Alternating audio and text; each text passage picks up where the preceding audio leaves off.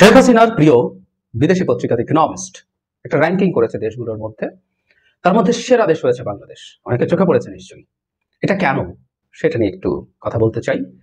এবং শেখ হাসিনার প্রিয় পত্রিকা কেন বললাম, 2018 সালের সেই তথাকথিত নির্বাচনের পর যখন রাতের বেলায় ব্যালট বাক্স ভর্তি করে ফেলা হয়েছিল, তখন শেখ হাসিনা তার পরে প্রথম যে ভাষণ দিয়েছেন জাতির উদ্দেশ্যে, তখন বলেছিলেন যে তারা এই নির্বাচনে জিততেনি কারণ ইকোনমিস্টের একটা জরিপ বলেছে আওয়ামী লীগ জিতে যাবে।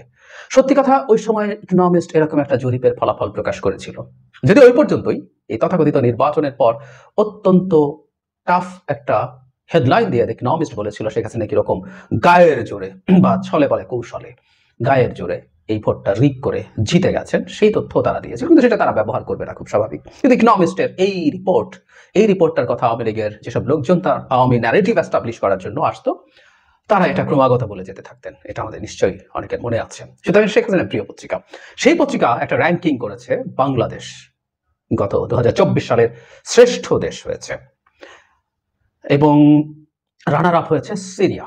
এটা কিভাবে নেওয়া হয়, সেখানে বলা হয়েছে সবচেয়ে ধনী, সুখী ও নৈতিকভাবে শ্রেষ্ঠ স্থান অধিকারী কিনা সেই হিসাবে নয়, সেরা দেশ বেছে নেওয়া হয়েছে 12 মাসে সবচেয়ে বেশি উন্নতি করেছে কিনা সেই বিচারে। তার মানে তাদের বিবেচনায় গত 12 মাসে বাংলাদেশ সবচেয়ে বেশি উন্নতি করেছে। তার মানে বাংলাদেশে শেখ হাসিনাকে আমরা খেদিয়েছি, তাকে ভারত পালাতে বাধ্য করেছি, এটাই যথেষ্ট কারণ বাংলাদেশ সবচেয়ে উন্নতি করেছে দুনিয়ার সব দেশের চাইতে। তারা তাই বলছেন। তাদের কিছু অবজারভেশন আছে, সেটাই আসবো। চূড়ান্ত তালিকায় 5টা দেশ ছিল, বাংলাদেশ ছাড়াও ছিল আর্জেন্টিনা, দক্ষিণ আফ্রিকা, পোল্যান্ড, সিরিয়া, এগুলো রয়েছে। প্রতিবেদনে বাংলাদেশ সম্পর্কে বলা হয়েছে, জায়গাটা একটু খেয়াল করে, এখানে বাংলাদেশ সম্পর্কে তাদের কিছু অবজারভেশন আছে। আমাদের এবারে বিজয়ী বাংলাদেশ, যারা এক স্বৈর শাসক উৎখাত করেছে। আগস্টে ছাত্রদের নেতৃত্বে রাজপথে আন্দোলনের মাধ্যমে শেখ হাসিনাকে ক্ষমতাচ্যুত করা হয়, যিনি 17.5 কোটি জনসংখ্যার দেশটি 15 বছর ধরে শাসন করছিলেন। দেশের স্বাধীনতার হিরোর এক কন্যা হিসাবে তিনি সে সময় অর্থনৈতিক প্রবৃদ্ধির নেতৃত্ব দিয়েছিলেন, কিন্তু পরবর্তীতে তিনি দমন শুরু করেন, নির্বাচনে কারচুপি করেন, বিরোধীদের কারাগারে পাঠান এবং নিরাপত্তা বাহিনীকে আন্দোলনকারীদের উপরে গুলি চালানোর নির্দেশ দেন। তার শাসনামলে বিশাল অঙ্কের অর্থ আত্মসাৎ করা হয়। বাংলাদেশের ক্ষমতার পালাবদলের সময় প্রতিশোধমূলক সহিংসতার ইতিহাস রয়েছে। প্রধান বিরোধী দল দুর্নীতিগ্রস্ত, ইসলামী চরমপন্থাও একটি হুমকি, তবে এখন পর্যন্ত তাদের পরিবর্তন আশাব্যঞ্জক। খেয়াল করছি আমরা, এখানে বিএনপি সম্পর্কেও সমালোচনা আছে এবং ইসলামী চরমপন্থার হুমকির কথা বলা হচ্ছে। মূলত ভারত যে ধরনের ন্যারেটিভ দেওয়ার চেষ্টা করে, সেটা বাংলাদেশে ইসলামী চরমপন্থার মেজর ঝুঁকি আছে বলে আমরা মনে করি না, তবে এরকম কিছু এলিমেন্টস আছে। এটা খুব স্বাভাবিক, একটা মুসলিম প্রধান দেশে এই ধরনের এলিমেন্ট থাকা খুব অস্বাভাবিক কোনো কিছু নয়। কিন্তু তারা বলছে পরিবর্তন, এখন পর্যন্ত পরিবর্তন আশাব্যঞ্জক। কারণ হিসেবে শান্তিতে নোবেল পুরস্কার জয়ী মোহাম্মদ ইউনূসের নেতৃত্বে সেখানে রয়েছে একটা অস্থায়ী সরকার, যা ছাত্র, সেনাবাহিনী, ব্যবসায়ী ও নাগরিক সমাজের সমর্থন পেয়েছে। এই সরকার শৃঙ্খলা পুনঃপ্রতিষ্ঠা করেছে এবং অর্থনীতিকে স্থিতিশীল করেছে। আমরা সরকারের কাছে এক্সপেকটেশন অনেক বেশি বলে সরকারের প্রচুর ব্যর্থতা আমরা দেখি, কিন্তু এই সরকার এই অভ্যুত্থান পরবর্তী সময়ে সত্যিকার অর্থেই মোটা দাগে একটা স্থিতিশীল বাংলাদেশ ধরে রাখতে পেরেছে। এখানে আরো মারাত্মক সব কেওস হওয়ার প্রবাবিলিটি ছিল, কিন্তু সেগুলো ঠেকানো গেছে। এটা নিশ্চয়ই একটা বড় সাফল্য। 2025 সালে সরকারকে ভারতের সঙ্গে সম্পর্ক ঠিক করতে হবে এবং কবে নাগাদ নির্বাচন আয়োজন করা হবে তা নির্ধারণ করতে হবে। এর আগে নিশ্চিত করতে হবে যে দেশের আদালত নিরপেক্ষভাবে চলছে এবং বিরোধী দলগুলো সংগঠিত হওয়ার সময় দেওয়া হয়েছে। এর কোনোটি সহজ হবে না। চ্যালেঞ্জগুলোর কথা বলা হচ্ছে, হুইচ ইজ ভেরি রাইট। ভারতের সাথে সম্পর্ক ঠিক করতে হবে, এটা আসলে আমাদের হাতে নেই, এটা বেশ খানিকটাই বা প্রায় পুরোটাই ভারতের হাতে। কারণ আমরা ঠিকঠাকই আছি, ভারতকে তাকে তার বাংলাদেশ সম্পর্কে দৃষ্টিভঙ্গি এবং সম্পর্ককে রিয়ালাইন করতে হবে। তারা বাংলাদেশকে যেভাবে স্লেভের মতো দেখতে চায়, বাংলাদেশ এটা আসলে আর হবে না, ফরএভার আর হবে না। সো এটা পুরোটা আমাদের হাতে আছে। তারা কিন্তু বাকি কাজগুলো আমরা নিশ্চিতভাবেই পারবো। আদালত নিরপেক্ষভাবে চলছে এবং বিরোধী দলগুলোকে সংগঠিত হওয়ার সময় দেওয়া হবে, এটা নিশ্চয়ই হবে।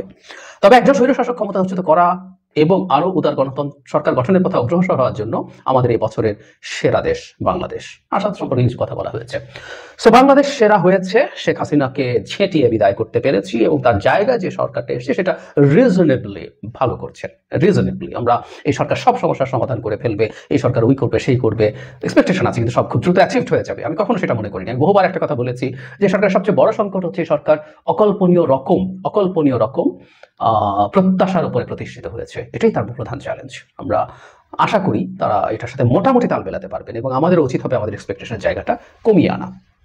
কিন্তু যে কথাটা বলার সেটা হচ্ছে বাংলাদেশ শ্রেষ্ঠ দেশ হয়েছে, এমনকি সিরিয়ার চাইতেও বেটার বলা হয়েছে। কারণ সিরিয়াতে হয়তো বাশার উচ্ছেদ হয়েছে, কিন্তু সিগনিফিক্যান্টলি সিরিয়া স্টেবল দেশ হচ্ছে কিনা, কারণ সিরিয়ার ইতিহাস শেষ হয়নি, সিরিয়া আবার একটা মেজর নতুন ধরনের গৃহযুদ্ধে ঢুকে পড়ে কিনা সেসব ঝুঁকি আছে। তো আসাদকে শুধু সরানো না, দেশটা রাষ্ট্র হিসাবে ইন্টিগ্রেটেড থাকা, এগুলো বড় চ্যালেঞ্জ। সেই তুলনায় আমরা অনেক ভালো করছি এবং এটাও সত্য আমাদের এই চ্যালেঞ্জ সিরিয়ার মতোও ছিল না, কারণ সিরিয়াতে 13 বছর গৃহযুদ্ধ চলছিল, সে তুলনায় আমাদের তার গৃহযুদ্ধ অ্যাটলিস্ট চলছিল না, আমরা ফাইট করছিলাম একটা স্বৈরাচারী রেজিমের বিরুদ্ধে।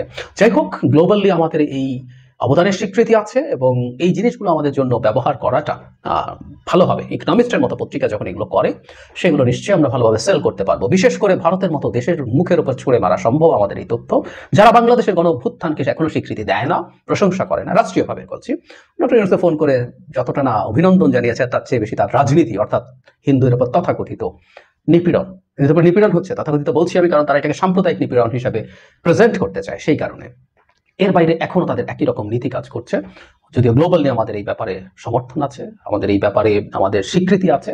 আমরা ভারতের সাথে যখন এনগেজ করব, এই স্বীকৃতিগুলো কাজ করার কথা। কিন্তু ভারত যে ধরনের ব্লাইন্ড আই দিয়ে রেখেছে তার যে ডোমেস্টিক পলিটিক্স, সেটার কারণে বাংলাদেশে তারা যেভাবে রিয়াক্ট করছে, সেটা কতটুকু কাজ করবে আমরা জানি না। কিন্তু ইকোনমিস্টের মতো পত্রিকা এই জিনিসটার স্বীকৃতি আমাদেরকে দেয়া আমাদের জন্য নিশ্চিতভাবেই সেলিব্রেট করার মতো ব্যাপার। আর একটা জিনিস আমাদের মনে রাখা দরকার, যখনই দেশে কোনো সংকট আসে, আমি ফেসবুকে অনেকে এই কথাটা লিখতে দেখেছি, ইটস ভেরি রাইট, আমাদের এটা নেই ওটা নেই, জিনিসপত্রের দাম বাড়ছে, অর্থনৈতিক সংকট আছে, এগুলো নিয়ে আমরা কথা বলবো নিশ্চয়ই, এবং আমরা এক্সপেক্ট করবো সরকার এগুলো খুব ভালোভাবে ম্যানেজ করবে। কিন্তু সবকিছুর পর আমরা শেখ হাসিনাকে ঝেঁটিয়ে বিদায় করেছি, তার প্রভুর দেশে তিনি আছেন, তাকে পালাতে বাধ্য করেছি।